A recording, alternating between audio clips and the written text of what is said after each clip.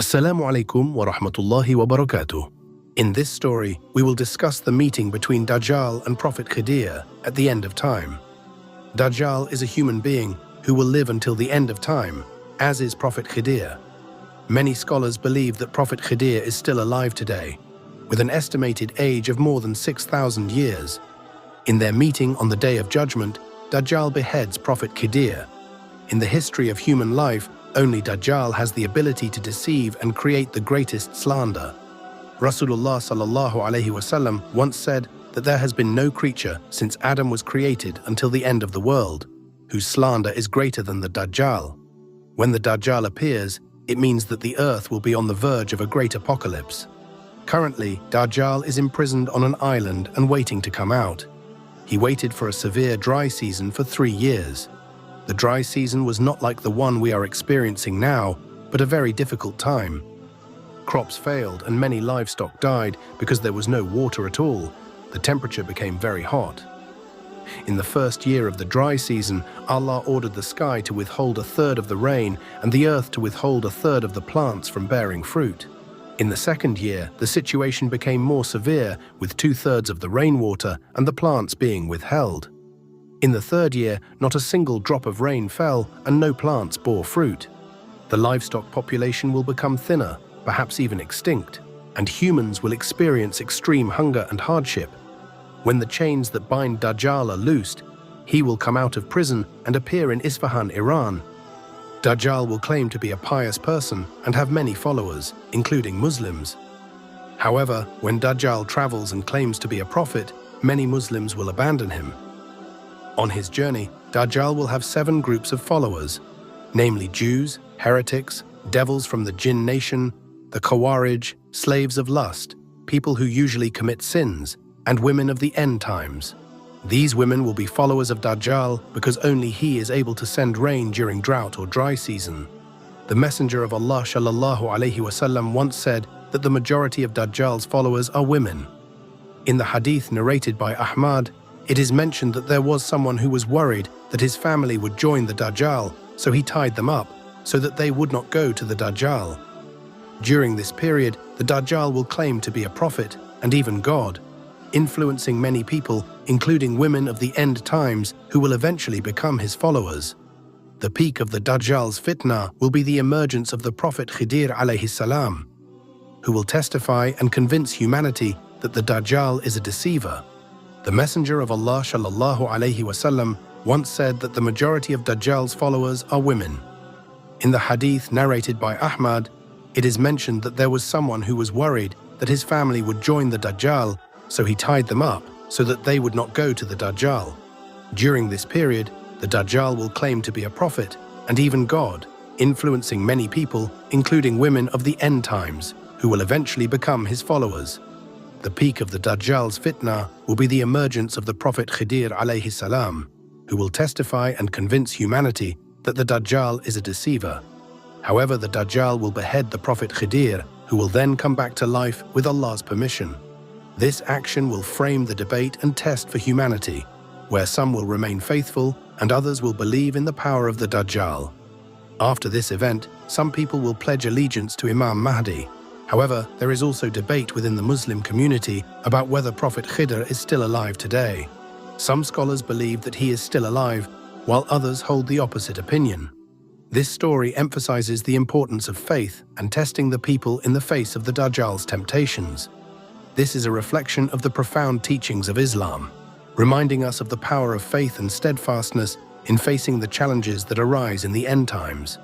Although some aspects of the story may be debated within the Islamic tradition, the main message is about faith and hope in facing the difficult times that are coming.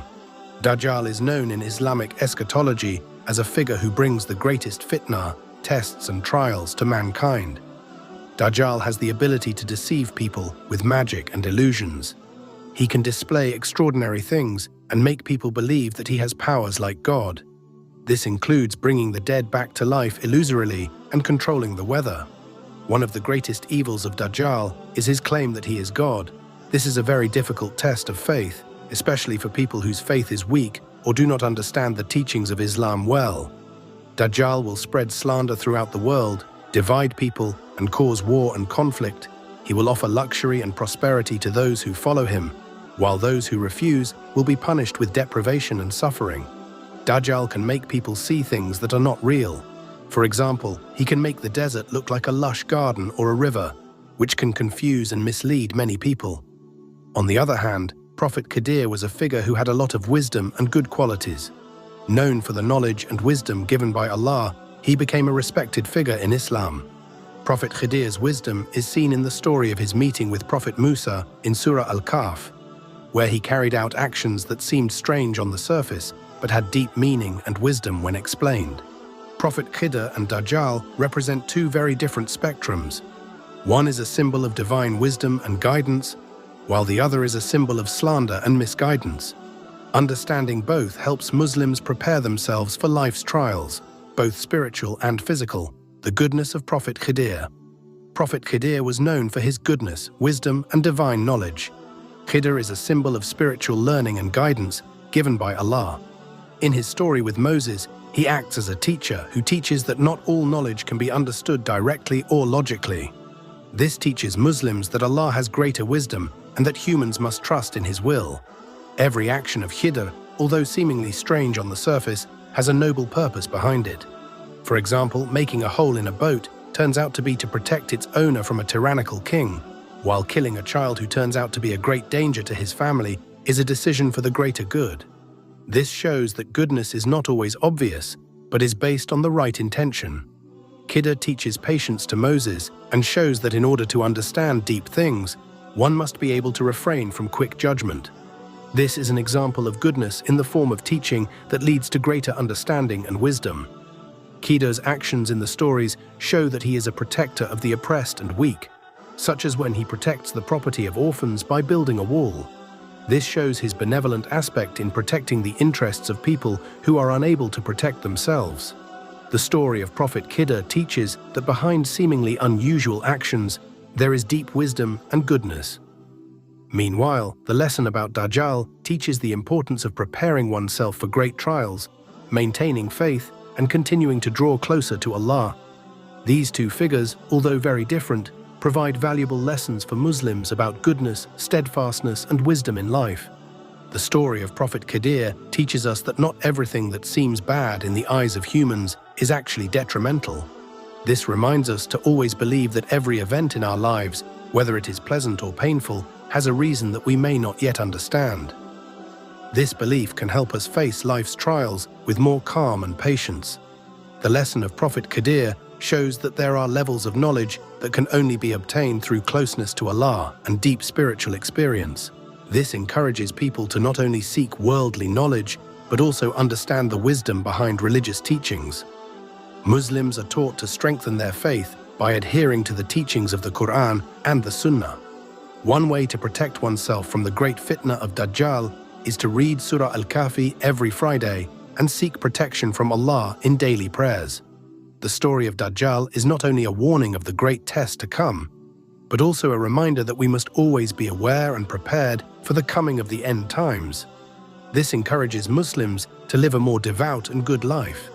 The trials faced by the prophets, such as the story of Moses and Khidir, teach us that trials in life are part of the journey towards goodness and perfection of faith. This reminds us that the difficulties faced are a means to get closer to Allah and form a more patient and wise character.